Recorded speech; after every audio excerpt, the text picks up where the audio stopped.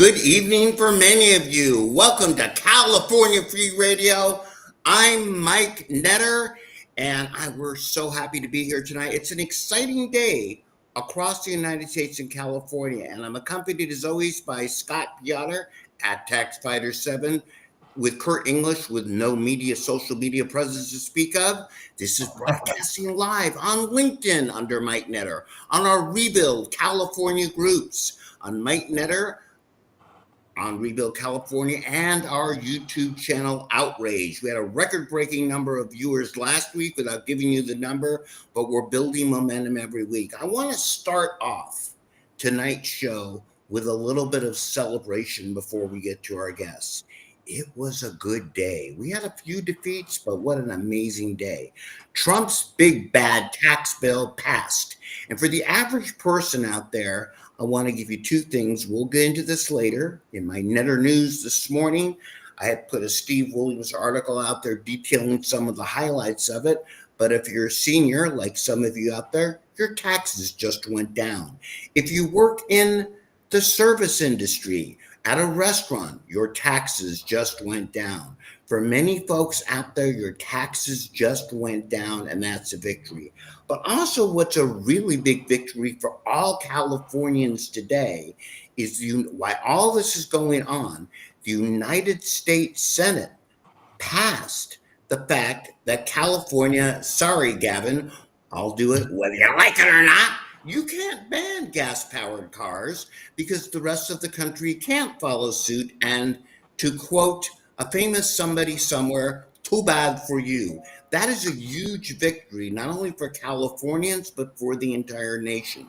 So we have a number of victories that we're talking about, but we still have, as everybody knows, a large number of battles to fight.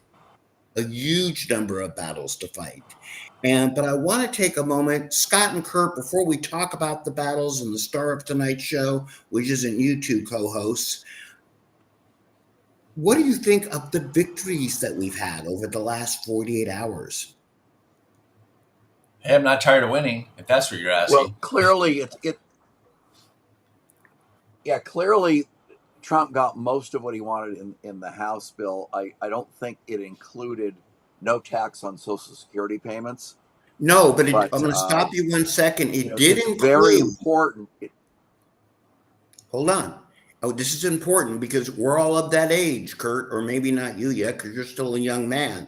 But it included a $4,000 deduction for seniors 65 and over. So it didn't quite go to the Social Security route, but it includes a pretty big chunk for most folks.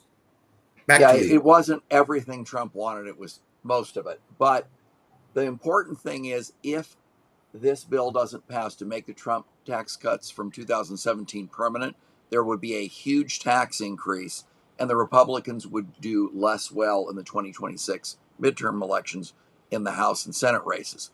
Because it will pass the Senate, I predict, even though some people are whining about the getting rid of Medicaid fraud and that. When it passes, that will boost the Republicans' chances to gain seats in 2026 because the economy will heat up.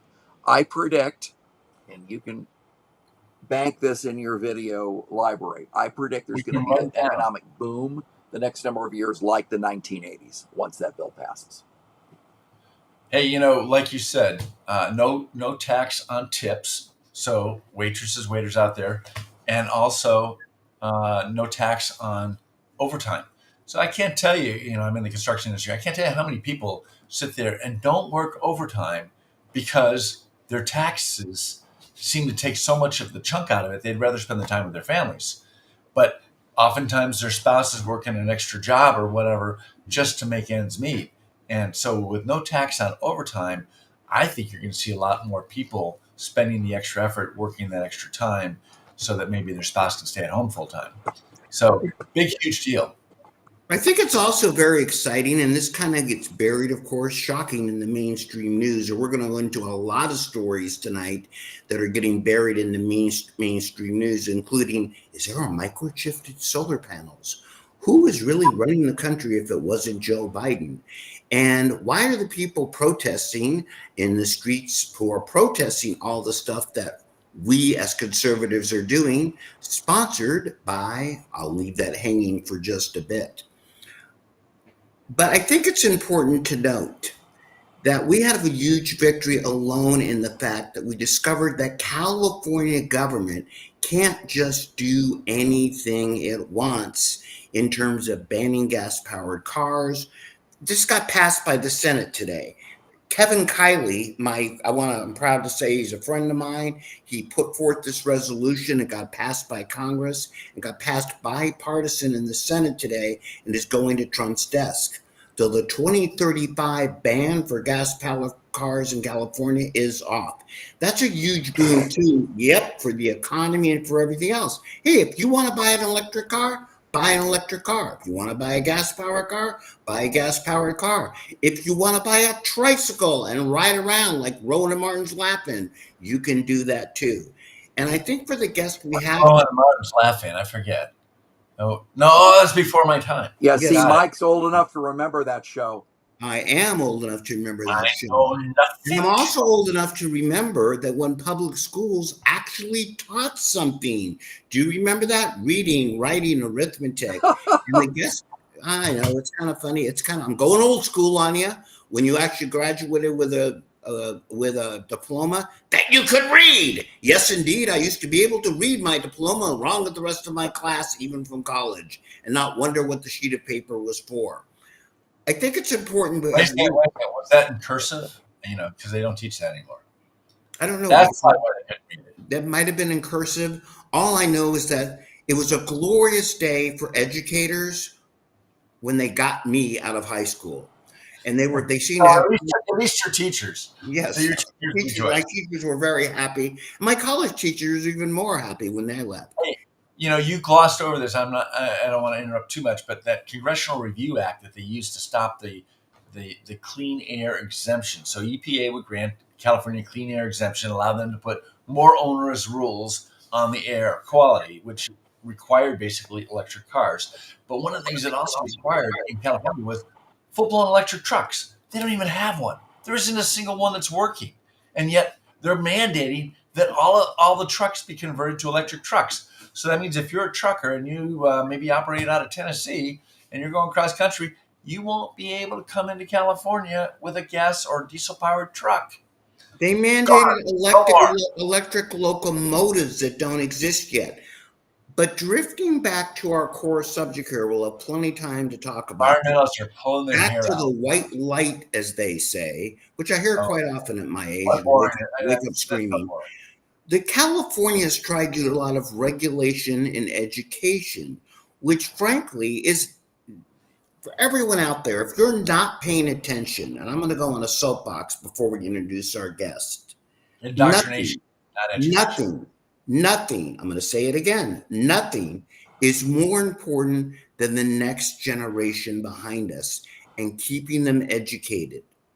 And before, I want to make a point here I've made on a lot of shows. We as conservatives who have jobs and have raised kids and bought homes and done things, why we've been doing that the last 20 years, the left, which includes many Democrats, but not all of them, have been working on penetrating our institutions.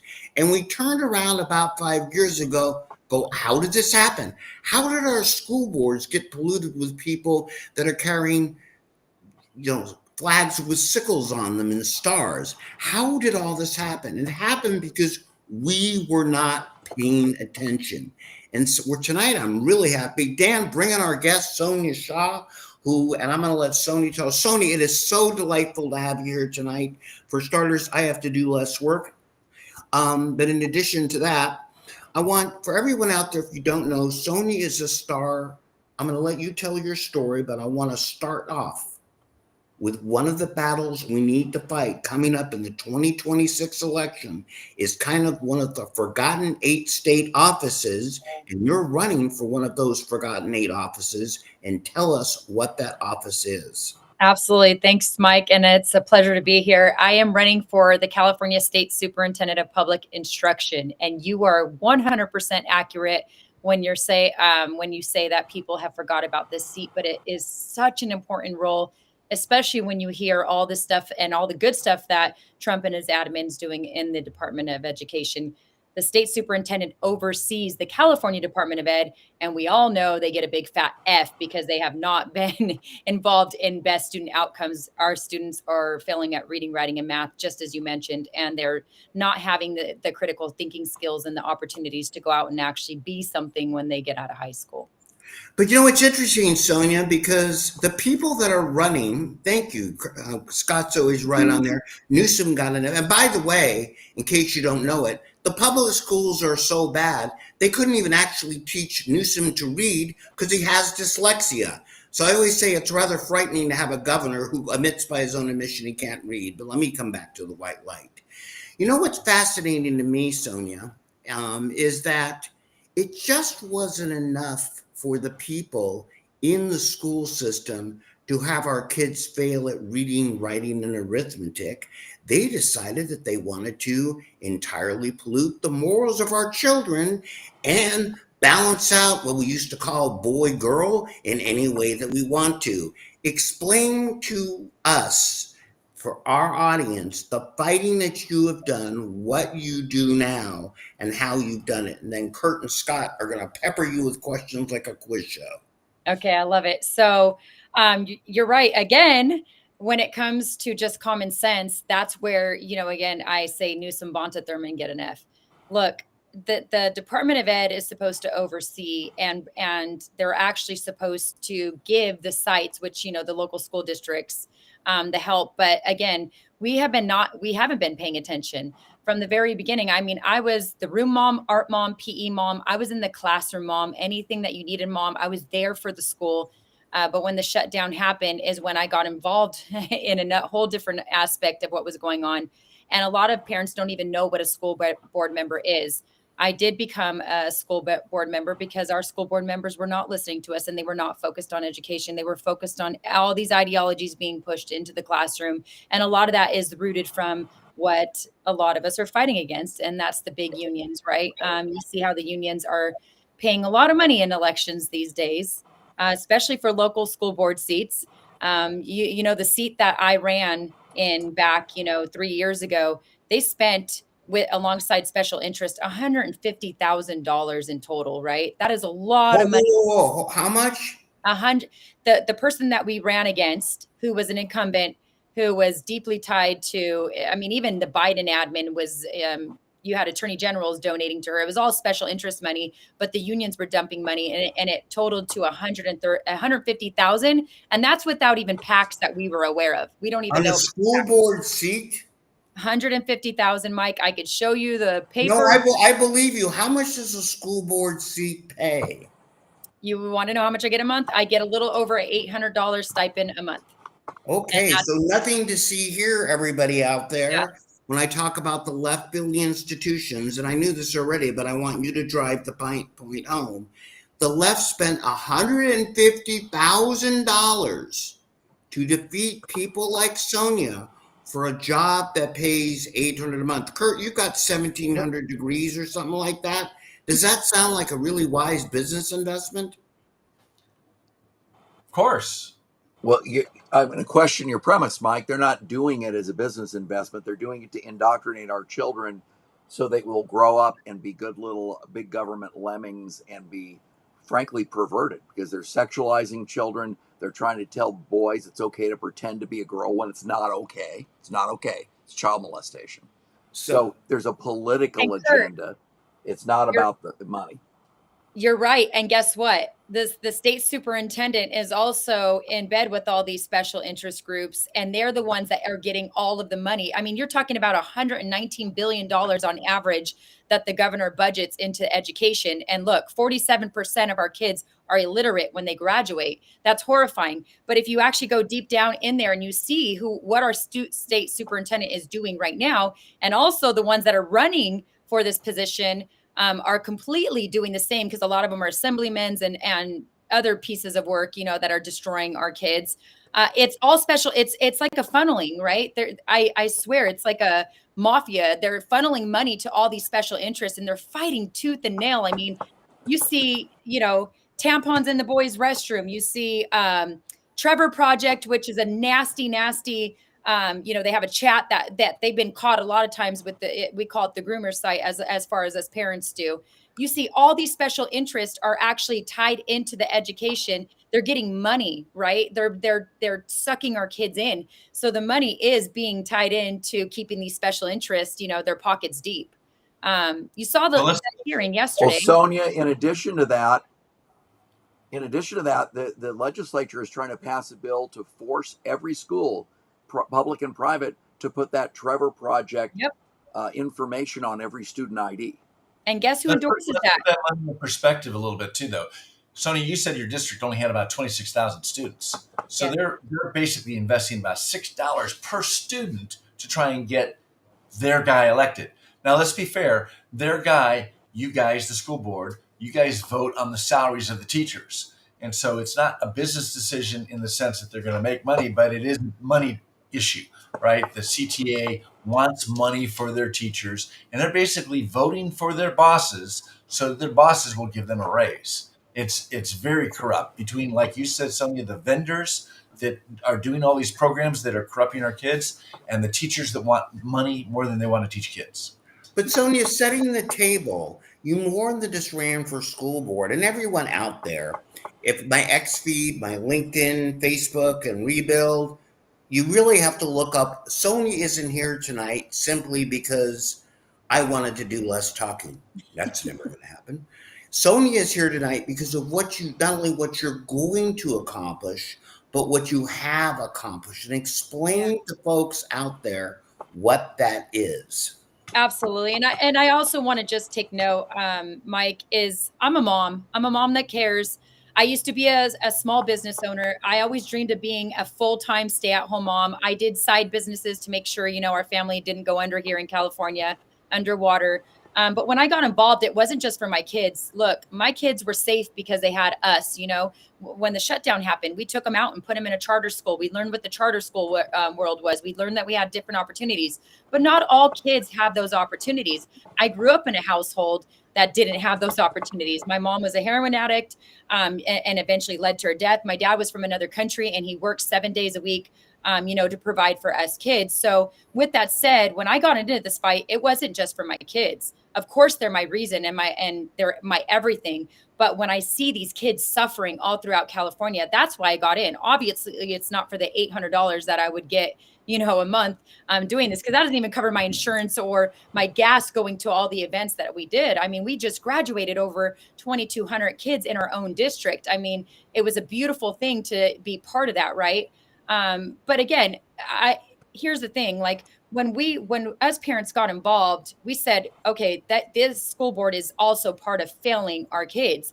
You see, we'll go back to special interest, the publishers of these books that are pushing the ideologies into the schools. Do you know one of the publishers, do you remember my friends in Temecula, Joseph and Jen, Joseph Komorowski? Remember how Newsom went and started attacking them for banning CRT? Guess who contributed to Joseph and Jen's recall? The book publisher.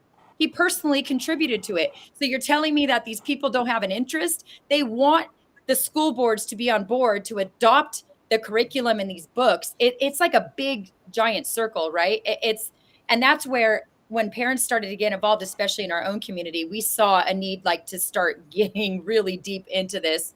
I never ever imagined myself being in politics till I realized I have a moral obligation to protect these children. I will tell you this, what Tony Thurmond and our state superintendents for the last 70 years, we've been on a rapid decline. I mean, they oversee even property for schools. What are they doing right now? They're taking that property and they're making it housing for, teachers or whatever it may be, but also that's tied into what they call community schools. Eventually, their plan is to get rid of school boards, get rid of elected members because of people like me and Jen and Joseph and my friend Madison that was, recalled. We have Candy. We have so many people that are coming to the fight. They're like, they have to figure out a way to get us out now, right? Because we're a force to be reckoned with when it comes to protecting kids. But I want to come back to the curriculum thing in 1 second here, because there's something that a lot of people don't know. Scott, make a memo because this is really important and used to be unique only to California, but it's unique in about 15 states now. Let's bookmark that for 1 second. That's an incredibly important point that you bring up in the nation's most populous state. But let's talk about how you beat Rob Bonta. And unfortunately, that's a metaphor. Yeah. Yeah. Well, Okay. First explain. Okay, so Rob Bonta is our so-called attorney general, and he is more of a politician than a real, law enforcement officer. But what did you do that caused him to want to pay attention to your school? What did I do to piss them off? I wanted to protect kids. I wanted to bring back parents into the picture and bring that trust back that was broken during all the lockdowns and the extended shutdowns that Newsom and the rest of them were responsible for hurting our kids with, right? So what I did is Bill Aselli, you guys know him, right? Assemblyman. Oh, very well, yes. Yeah. Want me to call him? Former assembly. Former. He's now, and in fact, now we've got a great appointed. story on him tonight that he's doing. We'll get to that later. Stay tuned. Saley just did something amazing. Back to you, Sonia. So for me as a mom, I started watching the laws that require, tampons in boys' restrooms, all these crazy laws. Us parents were starting to get involved and actually watch them because we had no clue. We weren't paying attention. And Bill Aselli had proposed a bill that said when a child wanted to change or identify as the opposite sex, their parents would be notified, and that would be made a law to require the districts, because the districts are participating in the social transition of these kids, and they're not notifying the parents. That is the actual truth, 100% accurate. Every district has a gender plan because it's AB 1266. It's a law that requires districts to go along with whatever the child identifies, right? So with that said, Bill's Bill did not get a hearing. And when he found out, I was putting a support letter out, he said, Sonia, you guys can pass a policy. And I was like, oh, heck yeah. I'm a newly elected member. Policy is my game. That's my responsibility at our school district. So a coalition was formed. We had, elected members. We had group leaders, people from my church. We had attorneys. It was a great group of people of all different walks that wanted to protect kids. We made a mindful policy. I kept telling my superintendent I was going to bring it forward, but he kept telling me it was illegal, and I kept telling him to show me the law. Long story short, couldn't show me the law. Ding, ding, ding. We brought it forward.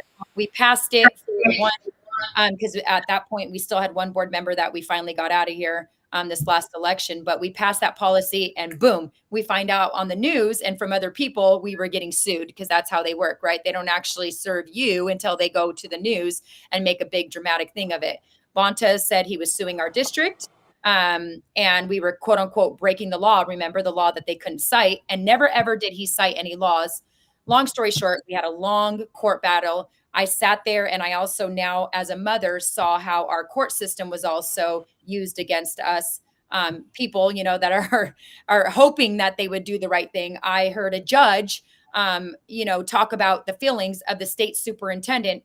Then he did more about him than he did about the legality of the policy. He was more concerned that I supposedly, I didn't kick Tony Thurmond out of our meeting, but when Tony tried to grandstand our meeting, I told him to take a seat, and he's not going to do that here in Chino. I don't know if you guys saw that clip, but it did go viral, and Tony lied about things, which it did go nationwide. And I would do it again today, because Tony does need to take a seat, and he needs to get away from our kids because he's ruining our kids. But we did win. We had two great big wins in court. They kept saying a child has a right to privacy from their parents. And guess what? Even in California court, that was determined incorrect, right? And we had an injunction on the wording, because they said it was, we were discriminating against one group, which we weren't, because there was policies that kept secrets in regards to this.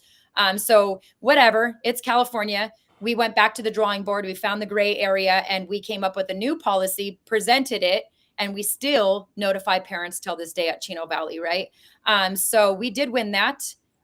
In response to districts like ours, they brought AB 1955. That is the law that prohibits teachers. It prohibits school board members, school districts requiring the notification. So teachers can do it on their own. But we also see how that goes, because my friend Jessica Tapia got fired for saying she wasn't going to that is secret. So that is a lie again. AB 1955 was just a way to gaslight the rest of the districts and scare them into submission to not pass the parent notification policy that we still currently have. And if Bonta can touch it, we know our district will be the first one to, go after. But we did also bring mindful policies to get sexually explicit books out of the libraries easily if they were to appear there for some odd reason through donations or teachers. And I never like to put teachers in the same bin as the union activists. Look, there's great teachers, but there's also union activists that are hell bent on hurting our kids. And we also got all teachers are bad. our classroom. Yeah. A lot of teachers do love kids. Yeah, I agree. Yes, they do. And my mother-in-law was one of them for 40 something years. And I love her because, she gives her all. And I obviously link arms with so many of our teachers that their union wouldn't even protect them during that time where districts were possibly going to mandate. And actually some districts did the vaccine. But with that said, we've done a lot. We only fly the California flag, the United States flag, and military flags, and any other flag that has to do with the curriculum here in Chino. And that's where I say I want to start bringing policies, not only towards education, but stop giving the state superintendent the driver's seat to partner up and pushing these ideologies in the classroom. If we get somebody like me up there that'll fight the good fight, I have a proven track record to not back down, even when it gets a little crazy, right? I mean, death threats are a normal thing in our house, unfortunately. People are crazy when it comes to kids. Hold on one second. For all the comments sent on the screen, hi, Bonta. Please, if you have children in the room, hide your eyes. Scott is putting up. Scott, we're not supposed to put up pornographic material. I want to jump in here. Death threats? Did you say death threats, yes, Sonia? She did. Multiple death threats. Multiple. I mean, even from other states, believe it or not. Yep. Wanting to chop off my arms and legs. We got him during the recall too, just for trying to recall Devin. I'm not alone. Boy, I hope you're communicating with the DOJ and the FBI and go after them hard. Yeah, it's hard in California, let's be real, but we now have some help, so it's starting to see a little bit of turnaround. But Bonta never, I've sent him messages like, why aren't my kids a concern for you? You're talking about the safety of kids, but yet my kids have been threatened by their life, even letters to my house. So they obviously are telling me that they know where I live, right? But long story short, look, at the end of the day, they could threaten my life all they want. It just makes me dig my feet a little bit deeper in that sand, because it shows me if my life to them is worth taking, that means that's how bad they want our kids and control of our kids, right? And I would be a coward to duck away from that. So for me, it's like, no, I mean, you've seen the girls with that we're fighting for right now in CIF, right? With the boys winning their titles and their placement. Yeah. I mean, I've been given a cease and desist by the mother. Sonia, just last weekend, a girl from Crean Lutheran High School in Irvine won the triple jump. Yes. But they gave the award to a boy who was competing with the girls. Yes. I've talked to those athletes. Me, Sophia, and Jessica have been on the front lines fighting that. The mother even got in my face and pretty much told me to shut up. And I was like, no, I'm not going to. And your cease and desist didn't do anything. I ripped that up too. I'm like, it's in the trash where it belongs. You're not going to stop people like us that are fighting the good fight to protect kids from telling the truth and doing. Does she have a son pretending to be a girl in girl sports? Yes, she does. And right now, 2 days ago, I got another complaint.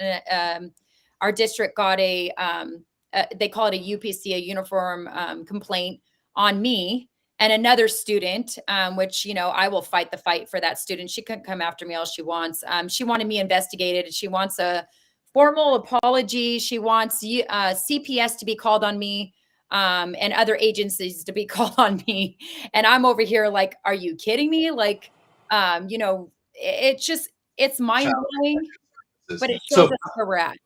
So one of Sonia, that sounds like extortion, where they're threatening you to not exercise your legal rights with criminal prosecution. That sounds like extortion. First Amendment right? I want to jump in on something here, because on our show we call it California Free Radio, to talk about something which isn't talked about a lot. Why this is happening to begin with. Look, 99.9999 and 6 decimal points over of people watching this agree that boys are boys and girls are girls, and that if your child comes in wanting to be called by a different name, the parent should be called in the classroom. And certainly, back in the day or any day, that anything that shows any genitals at all really doesn't belong, shall we say, below high school, and I'll question junior high, but let's put that down. So I want to talk about two things that you brought up. I don't normally talk about personal things a lot in this show, but I want to give you something here. My mom was Teacher of the Year in San Diego in 1986, and she served, got called on to serve on the school textbooks committees when I was a young man. And people like, I'll leave the publishers nameless, were actually offering her bribes. Two things I want to go into here. Wow. Well, we got to understand something. Not every state, Sonia, you may know this, I think it's only 15 states, California the biggest, demand that all the public schools use a singular textbook. So whether it's a math book, it's a book on sex education, this is a pretty big market, okay? So when they introduce a new subject, be it like why Sammy should be called Sally, why your genitals should be fried in an egg pan, whatever they make up, if they get it passed, it's incredibly large money. And right, Sonia? Incredibly big money in a state this large. It's like dealing with the mob. And I also want to add, and I've reported on this before, that the business of, I'm going to call it sex change, okay, is a fast-growing business for corrupt doctors out there. They don't give a damn about the kids. It's hit $1 billion plus and is growing with a bullet. So I want to put on the table that the people fighting Sonia, and I get it, some of these parents get misguided because they're misguided by forces which are driven by money, okay? And even people that produce gay flags, okay? If they could produce a lot more flags, Kurt, you've got a business degree amongst your 12, they're going to make a lot more money. And the more flags that fly, the more money that they make. Back to the point why they would spend $150,000, not because they believe in the ideology. It's all about, follow the money. Sonia, back to you. I want you to weigh in on that, especially the curriculum portion of it, because not many people realize that in California. Yeah, and you're right. I mean, the California Department of Ed is responsible for the framework, which is the curriculum, right, that goes down to the districts. And again, I'll go back to what they're trying to put into the classroom. You've seen the ethnic studies things, right? The ethnic studies was a requirement that was passed in legislation. They said that now we have to do it, but guess what? It's also on hold because they have no funding for it, right? So all these districts are still doing it. I mean, Oceanside and LA Unified have been, San Diego obviously is part of the Oceanside district. They have been the most horrific in regards to the ethnic studies curriculum, right?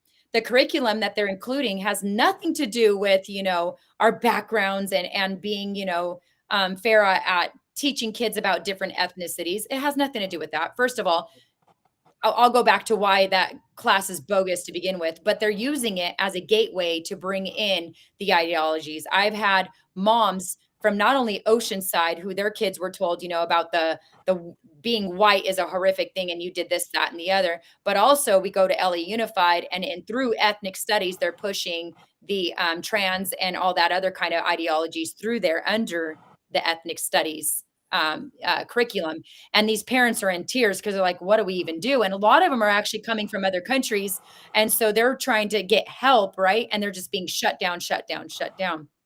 The thing that I say about ethnic studies too, especially making it a requirement, you already have in high school a requirement called the health class. That was so they could push anything sexual in there. By then you've already taken sex ed. Why do you need another class in high school? It's because they want to push all that other crap into there. And, if you don't have districts that are trying to gatekeep, you have them bringing in all this really horrific things that are not helping kids. They're actually damaging them. But again, by high school, our kids should have already learned how to read, write, do math. They should all be on a pathway for the 4-year, or they should be on a pathway to technical career. I sit on our technical career at Baldy View. I'm a commissioner with 3 other districts. Look, by high school, we should have already sat with that child and said, "Hey, what is it that you want to do?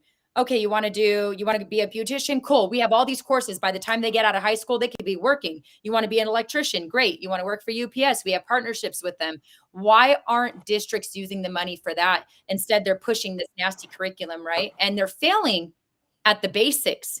Again, let's go back, Mike. 47% are failing. And even 4th and 8th grade in the nation, I heard Linda McMahon say yesterday, are still not literate. I mean, it's absolutely insane. And then they're foaming, the unions and all the special interests are foaming at the mouth because, the federal department is cutting. Well, let's be real. The federal department is only about 1/10 of the funding for, the states. And we're obligated to spend, and I want to look, it is, I don't think anybody who's sane, it doesn't include the people like Rob Bonta, the Democratic administration, but anybody who's sane can argue that the results of the California school system are horrible by any metric that they go by. I mean, until Alabama got pencils, I think they were barely beating us. Okay, nothing against Alabama, but you get the drift, right?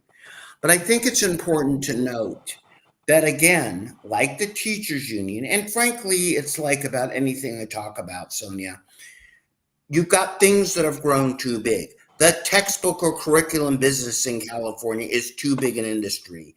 The gender ideology, sex change industry has grown big and people are making money up. CRT is a portion of the curriculum industry. They get a book in, they write a book, you're making some pretty big bank.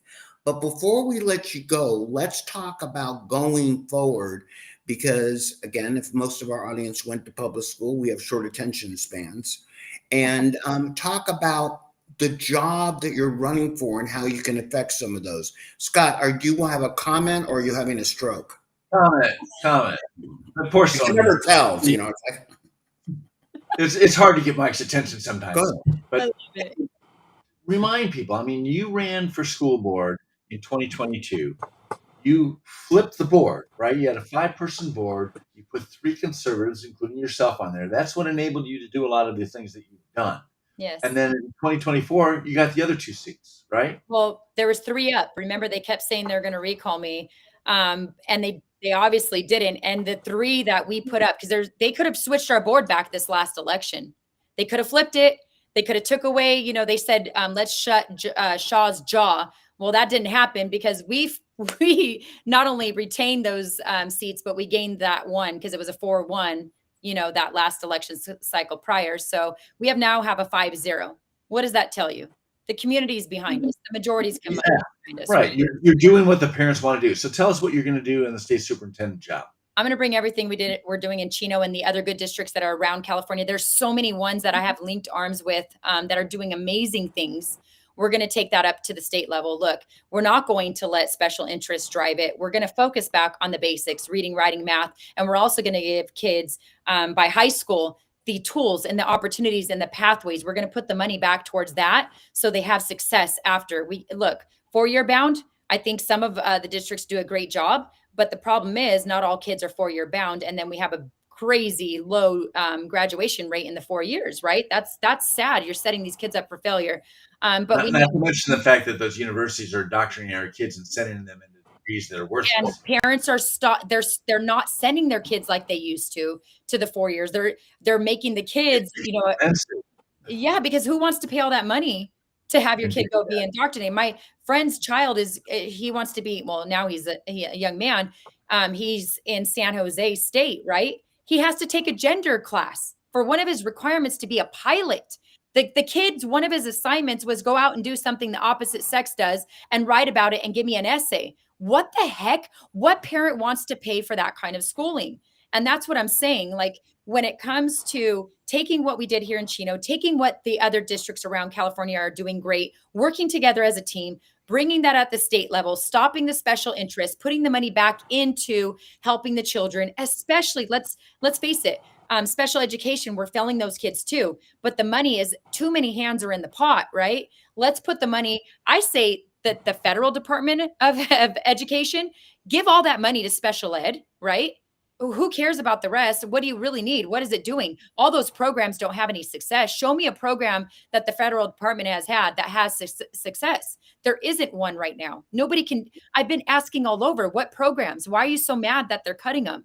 Show me the successful programs that you're cutting, right? Let's put the money where the kids need it.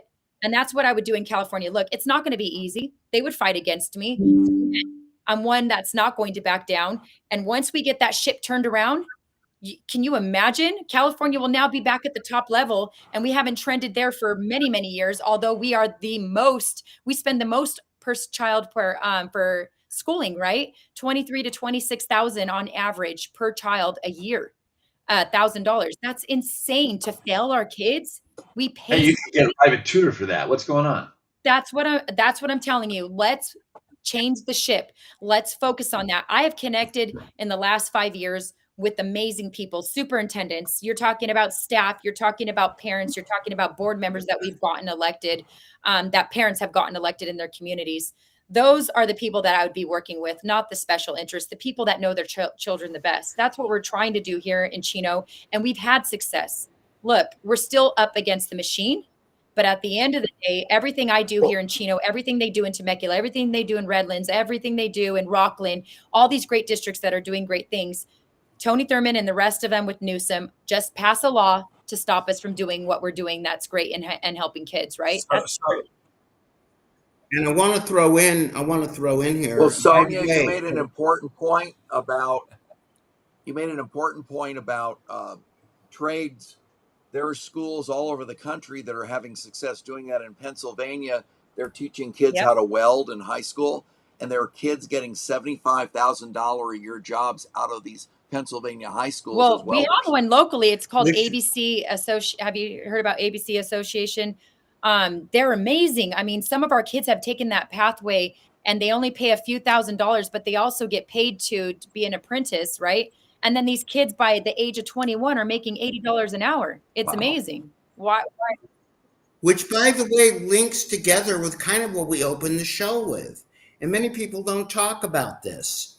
If you eliminate the gas-powered car, by the way, okay, for many of us that worked on autos as a kid, all right, that eliminates a lot of trade jobs, okay? Because electric cars it's not just about, we're going to eliminate the gas stations. It eliminates a lot of trade jobs that people have been going for.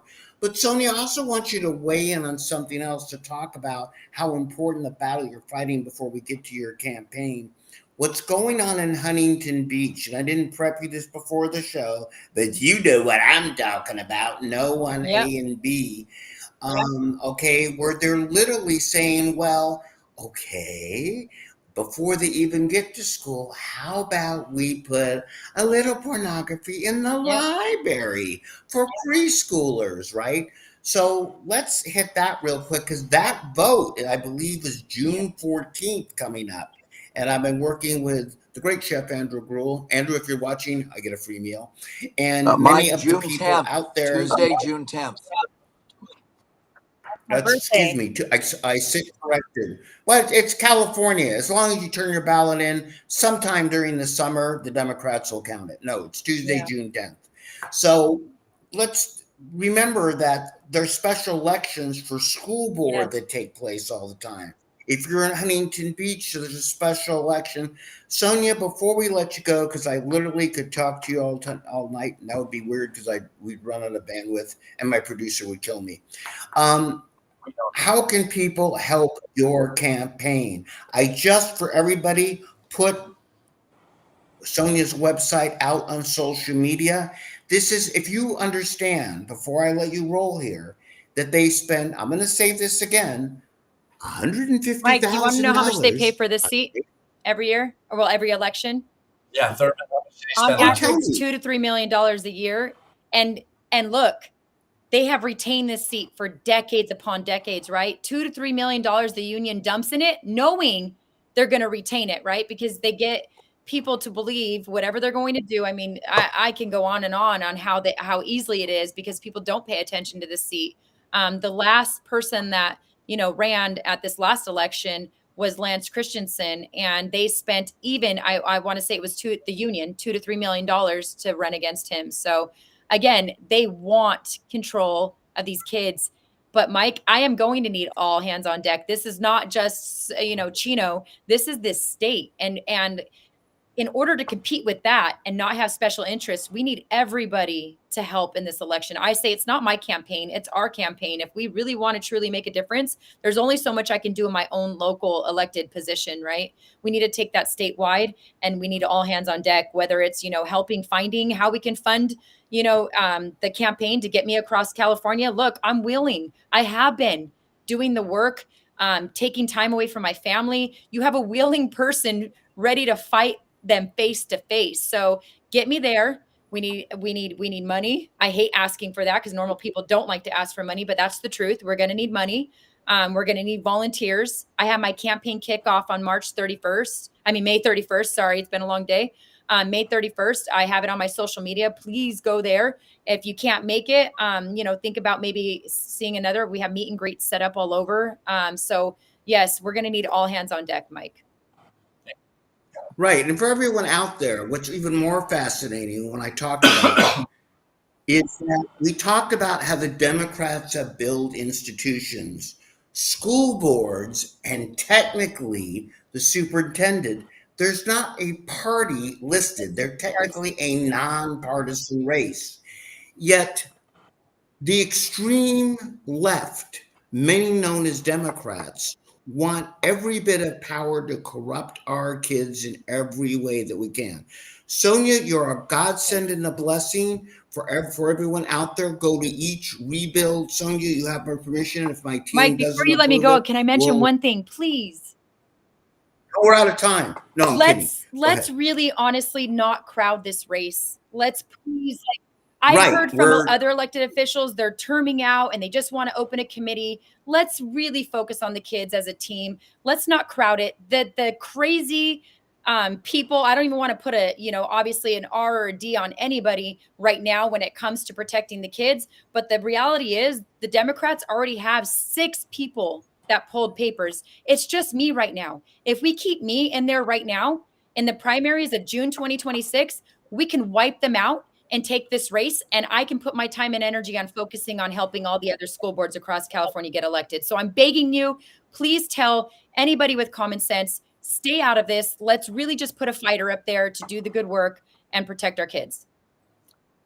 And Sonia, I'm going to stress this right now.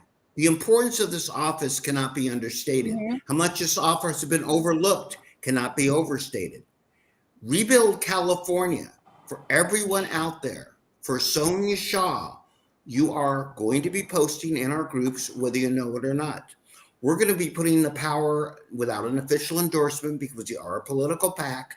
We're going to be putting the power of the grassroots, the same grassroots, which got the recall of Gavin Newsom on the ballot, needs to make sure that we save the next generation. And the way that we save the next generation is going to be through people like Sonia Shaw and Sonia herself. Contribute to her campaign. Remember, unlike the people that stacked up money against you for $800 a month, a donation in Sonia's campaign is an investment in the future, not only of California, but in the next generation, which we need. So for starters, people stop making bad choices for bad politicians. Yeah. I want to end with this, with your segment here. I am incredibly sick and tired of small groups of people having a very large voice while large groups of us have no voice at all. And Sonia, you are our voice in the education halls of California. God bless you. Thank you. We're going to have you back on, and you'll be seeing a lot of us. Thank you very much. Thank you. You guys are rad. I appreciate it from the bottom of my heart. We're a team, and together we can make the change our kids so desperately need. Thanks, Sonia. Thank you. Thanks, Sonia. Thank you, Sonia, for everything you're doing. Absolutely. We're a team, guys. Thank you. So, one of the things, now, hold on. Go ahead. For those that aren't watching and are only listening, her website is Shaw4CA, and the 4 is FOR, not the number 4. So Shaw4CA.com. Go make a donation. They've got volunteers. You can get involved. Go to her website. We need her. Okay, go ahead, Mike. Okay, let's talk about a couple things here. I want to go into a couple wins that we didn't connect with. And if you don't understand, and I'm going to say something that's a little bit politically incorrect. Oh, wait a minute. A little bit? Thank you, sir. Come on. Well, just a little that bit here. never happens to What me. are you? Yes. What fun is that? Yeah, we talk about generations, and we were brought up. Not Sonia is of the generation that we need to help fill in what needs to be done in politics. Of that same generation is Bill Asali. And if you think I'm like, oh, Netter's just having one of those senior moments, not only did Bill Asali work with Sonia when he was in the assembly, but Kurt Scott, somebody take this. What did Bill Asali just do as an attorney? U.S. attorney in Los Angeles. A U.S. attorney, thank you, in California. Go for it, Kurt. He just arrested illegal aliens, and the U.S. Attorney's Office is developing a program to take the illegal aliens right out of state and county courts and collect them when that's what needs to be done. Right. So the immigration courts, they go in, they have their hearing, and they say you're going to be deported.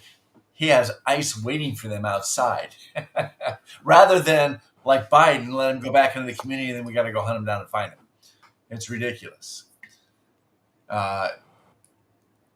Mike is disappearing on us. Okay. I'm going to check our social media feed real quick on our Facebook groups. I've got somebody on my team. I'll be right back. Hey, you guys can carry it for about 3 minutes. I got a video that I want to show. And this is about, we had the whole thing this week, a big, huge thing this week, right? With the travesty or the treasonous conspiracy to make somebody else president besides Joe Biden, right? So this whole week we've been talking about the new book that Fake Tapper put out after conspiring with these people to hide his mental inabilities. He's going out now saying, oh, yeah, we kind of missed that, but we didn't screw up too bad. He's trying to take credit, and he's making up beaucoup bucks for that. So, Dan, Mr. Producer, if I can share my screen, I got a clip of Governor Newsom raving about our former president. There we go. We'll share somewhere in here. Let's see here.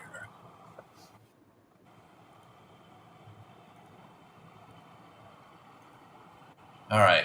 Ready to share? All right, let's play this then. I'm a little old-fashioned. I want a guy who produces results. And the results are in. It's been a masterclass. There's simply no administration in my lifetime that's been more effective producing more substantive results. She's the best choice. I mean, by definition, if I think this administration the last 2.5 years has been one of the most outstanding administrations in the last few decades, and she's a member of that administration, she gets to lay and claim credit to a lot of that success. The answer is absolutely. So James Carville told the New York Times something. So here's Newsom praising Biden. He gives a master class on how to be president, and then when they ask him about Kamala Harris, he doubles down and says, "Oh, absolutely, she's part of that team. We couldn't have done it without her." It's like, give me a break. These guys conspired to commit treason, and they're trying to sit there and now take credit for uncovering it. Duh. Everybody else already knew about it. What's their problem? They're just slow. They're taking the short bus to school, Mr. Netter. Yes, let's talk about that a little bit. That is a hot point with me because I'm looking up something in my own Netter news this morning because I want to lay 6 names in you. That is a perfect lead on here to one thing I want to put. So one of the things that's fascinating to me, I want to give you some names, and Kurt has disappeared for a moment, but he'll be back. Okay. We have the sunset to watch. Steve. Okay, so let's talk about, if you know these names out there, you can go to Netter News. I'll give you a free subscription because it's free anyway. But Bruce Reed, Mike Donilon, Steve Ricchetti, Ron Klain. You probably don't know any of those names. But what I found fascinating in the press this week, as books came out saying this committee of four plus Biden, who at best was a senior member of this committee, was apparently running the government. Now, what's most bizarre to me is that one, the mainstream press, while kind of reporting a little bit on the books that come out, something obviously was wrong with Joe Biden. Any even abnormal person could see that. These four names, plus maybe Biden, were the ones apparently making the decisions. And today, staff members are being grilled on that in the halls of Congress, if you will. But the reality is, I didn't know who these four people were. I'm not even sure they were employees of the government. And when we talk about swimming upstream against the mainstream, these are things like this show does. Yes, indeed. And by the way, God bless Joe Biden in sincerity if he's got prostate cancer. But it's odd how the story comes out the same day this other story comes out, because that's what the mainstream press reports. And Kurt, I want to roll to you and your stories here on another story that the mainstream press didn't report on a lot, and that's about solar panels. Kurt, could you talk about that for 1 second? Wait a second. We're going to go Well, from Biden actually today on Hold on. Mike's What? today on Yes. Mike's X feed at Netter Mike on X, there's a very important story, a warning for Californians, where the reports indicate that engineers have discovered unauthorized communication devices or kill switches embedded within the Chinese manufactured components in U.S. solar farms. So, not wanting to trust Mike myself, I checked with some of my contacts that are involved in Homeland Security. And not only did they affirm Mike's post, but they said there's classified information that is even worse than that, because it's in defense equipment and all kinds of other things. And China could shut down our entire electric grid if they wanted to. And this relates a little bit to the Biden story, Scott, is what I'm leading to, because it's what the press wants us to look at.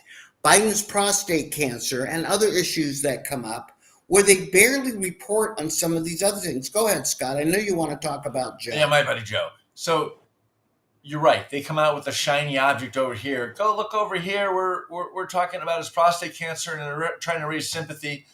But in the meantime, we got Fake Trapper's book out and trying to say, hey, look, we found out that, this is going on. Why does it surprise anybody that they're also coming out with these other stories now to distract us from the fact that, hey, these guys are running auto pens. I thought what Trump said was absolutely spot on. Who was running the auto pens? Who was authorizing the use of the auto pens? And if these guys were running it, then we're going to put him in jail for treason. Even Trump sat there and said, hey, I was wondering, why do they have the southern border open like this? Joe Biden never advocated for this when he was in Congress or vice president. Now all of a sudden he's doing that. Who would do this? Who would do this to their own country? Well, now we know it wasn't Joe. It was somebody else. Just FYI, I was looking through some of that information today. Mike Donilon has been Joe Biden's campaign manager or campaign consultant since 1981.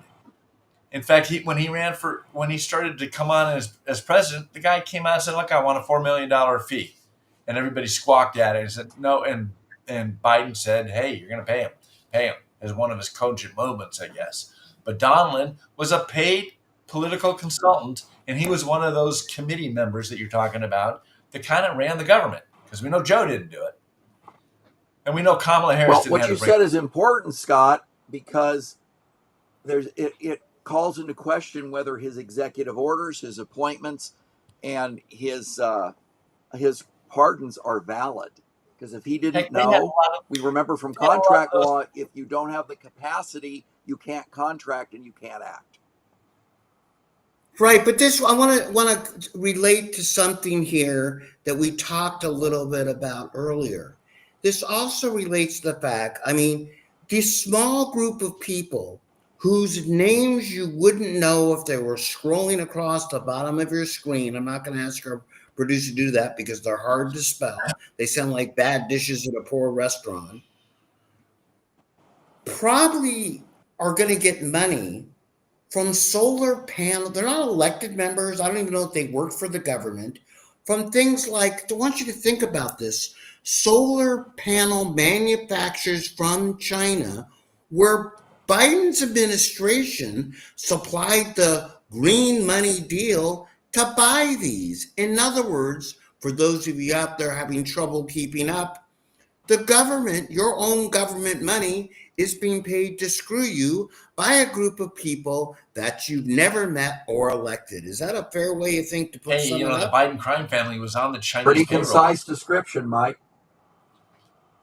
I mean, we have solar farms with microchips in them that can be shut off by somebody overseas that are not paid for by even PG&E, but paid for by the federal government, authorized by a small group of people. Yeah, things like Karen Bass elections, the same kind of thing. I see, like I said, the same kind of thing, but this is almost even a bigger scale almost when you think about it. It's very, very scary. I want to go to one other thing which is underreported here. And Scott, do you want to report that from my newsletter or do you want me to do it? Because there were 3 stories that I think this week are incredibly underreported. Which one? One was who's running the country, the chips that are in solar panels. The third one is all the protests that the press seems to cover when 5 people or 50 people or 500 people assemble against Musk saving money or Donald Trump protecting the public. So you got all these Scott? anti-Trump protesters, which the media likes to pump up and portray. Hey, we got these anti-Trump protesters. Of course, there's only 5, but they make it look like there's 50 or 100. But they're all out there on the street. Who are they paid for by? Who is the big funder? What is it? What was their public name? Well, the public name is called Resist Fascism. And I want to make a little comment for everybody tonight, to kind of as a training session. So bear with me, gentlemen. When I see a name, this group is called Resist Fascism, and you look them up and they're sponsoring protests around the country. Now, for everyone out there, there are at the most 5,000-6,000 people watching this show. Try not to spread the word of my secret source. You guys ready? Google.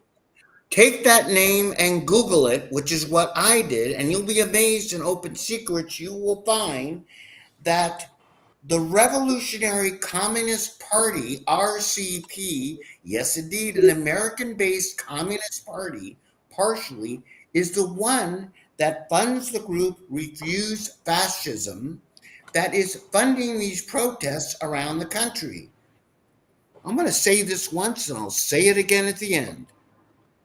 Isn't it fascinating that what we call the mainstream press, the alphabet soup, ABC, NBC, CBS, PBS, no matter how you scramble the consonants and vowels, don't tell you that portion of the story? I went to public school, and as you could tell, it didn't turn out so well for me. And if I can find it, how the hell come you in the mainstream press don't report that part of the story? Gentlemen? Mike, that's a leading question. You know the answer to your question. Like a good attorney, you're asking a question where you already know the answer. And that is that the mainstream media, the liberal media, is part of the Democrat campaign machine. They are not journalists. They are political activists. But it goes beyond even a Democratic campaign machine. It goes back. I'm going to rant. My opening rant was cut short because I wanted to get Sony on tonight. But I want to go back to something you need to be aware of that we know. that's starting with the youth of America, starting with the people that train and educate the youth of America, not the Democrats. That's one flag they fly under. The socialists and the leftists have taken over our institutions. And what they've done is they're training a generation of students and journalists to not tell that portion of the story. Again, they have spent a couple decades, if not 3 decades, building these institutions, penetrating these institutions that you know it's Harvard, that you know it's ABC, that you know it's colleges, that now they've gone down to the elementary schools like we saw with Sonia. We have to take them back. Bad news, we don't have 30 years. This has to be done now. Oh yeah, and I would sit there right away. If you're if you're sending your kid to a 4-year school, think twice about it. Unless they're going for an engineering degree, architecture degree, or some technical degree, maybe law. Although I'd hate to wish that on anybody. You might think technical school is a better way to go. Look at this example that we had earlier with Sonia. No, Scott. We need conservative lawyers. We need them. Yeah, okay, so I'll concede. But the welder goes out there and he's earning $80,000 a year right out of high school. So he's got 4 years. He's earning $80,000. Let's just say he's not getting raised, $320,000, and that you have these other guys coming out with a ethnic studies degree, and they're $300,000 in debt, and they can't even get a job. Look at what your options are here. Colleges are not good hardly at all anymore, much less for everybody. We need the ability, plain and simple, for a couple things.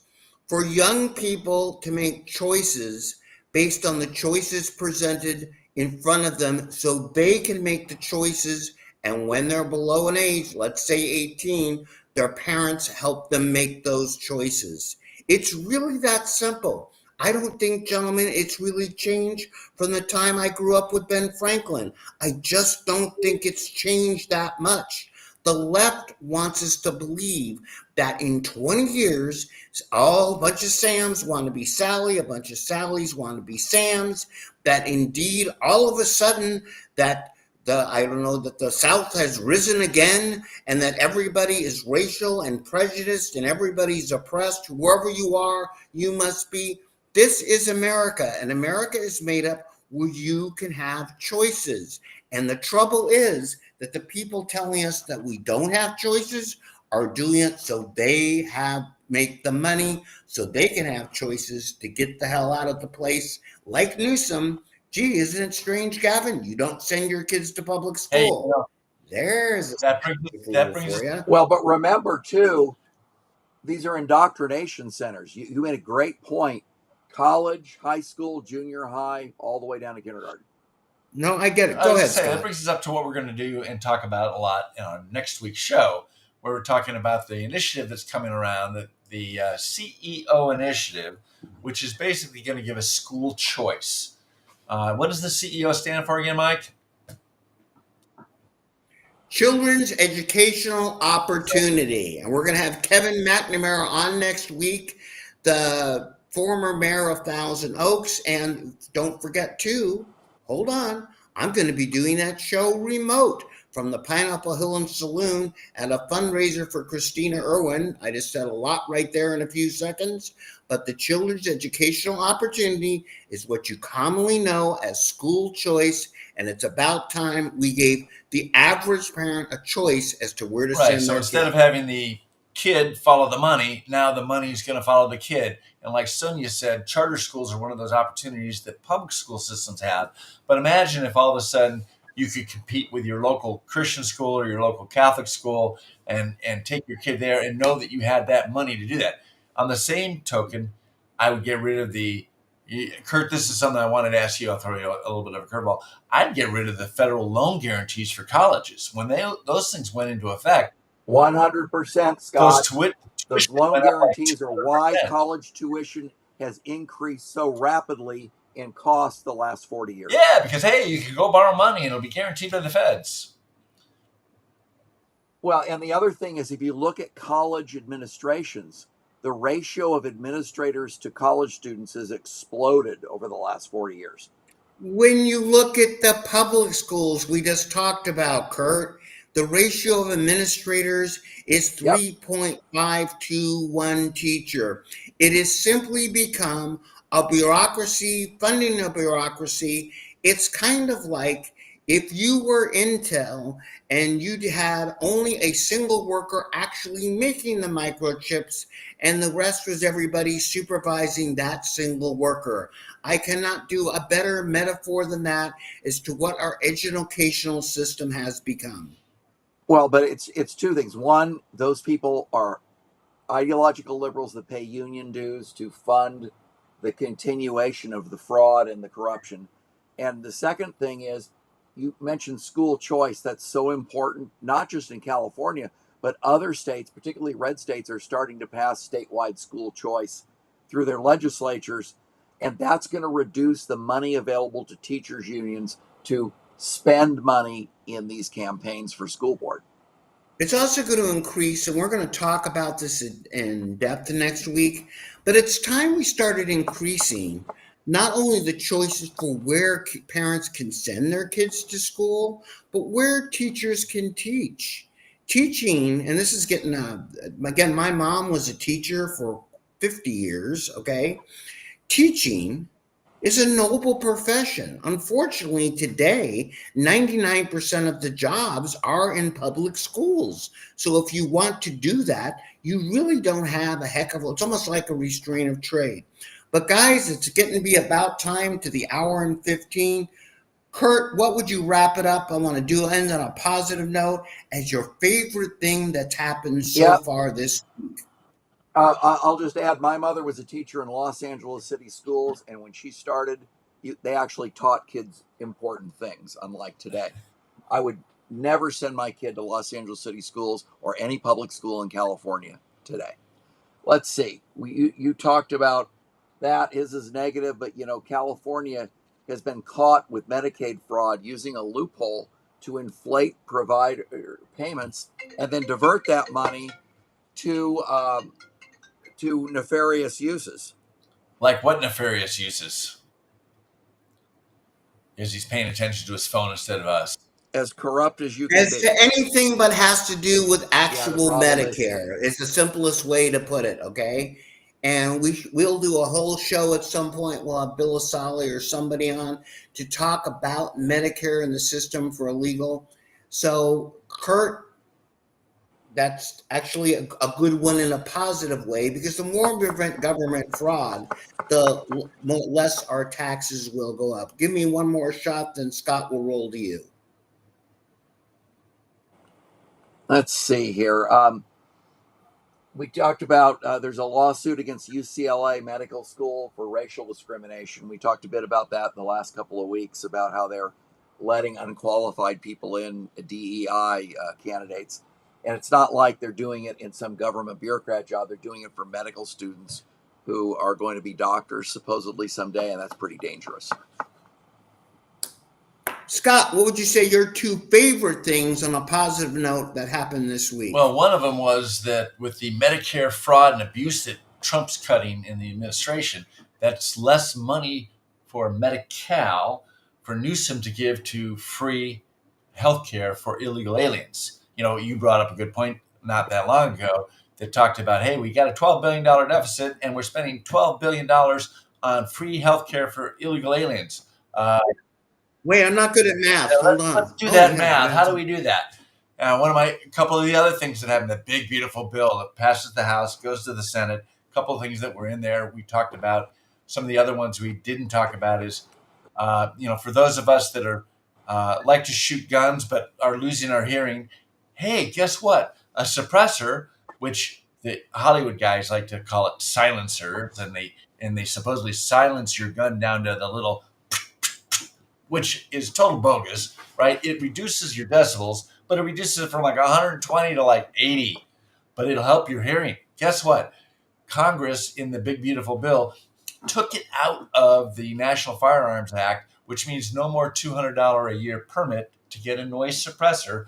to have safe hearing. Most other countries in Europe, you have safety goggles, you have earmuffs, you have a suppressor. It's part of your safety equipment.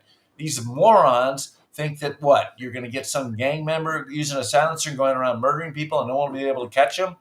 Give me a break. So congratulations to Congress and putting some common sense into that. And then the other thing we talked about is that exemption of the Clean Air Act for California, gone. The Congressional Review Act, which has never or hardly ever been used, was used to axe that thing out, and the Democrats are pissed. Couldn't make me happy. Muscle Let me cars add for to one thing. California. That's right. Let me add to what I believe is the biggest win of the week with a different angle to it as we roll off there. The biggest win of the week is that the leader of our country acted like a leader, and that the leader of the country, Donald Trump, is really not a professional politician. Yes, he's a top-notch businessman and very smart, but we had somebody come in and be a leader and make sure that that big, beautiful bill got passed. One of the most beautiful things to me about the show tonight was that Sonia Shaw, who is just a mom, stepped up to get something done. I'm, who just a moron, along with tons of other people, 2 million of them up and down the state, managed to start a grassroots campaign to get the recall of Gavin Newsom on the ballot. For everybody out there, the real bright shining thing this week is across the nation, we have people stepping up with just ordinary backgrounds because we have to. Join us at Rebuild California. Scan them on the screen. Send us a few bucks if you can. But whatever you do, remember, it's up to you. Don't think it can't be done, because it can. Don't wait for someone else to do it. No one's coming to save you. Step up, save yourself, and help us all together save others. We'll be back next week on California Free Radio. In the meantime, keep on fighting. Dan, Mike, one take other us out. thing. One last thing. In June 10th, there's a special election in the Newport Mesa School Board, as well as that we discussed in Huntington Beach. So if you're in Newport Beach, Costa Mesa, Huntington Beach, you got to vote on or before June Make 10th. sure to get out there and vote in Huntington Beach. Thank you very much.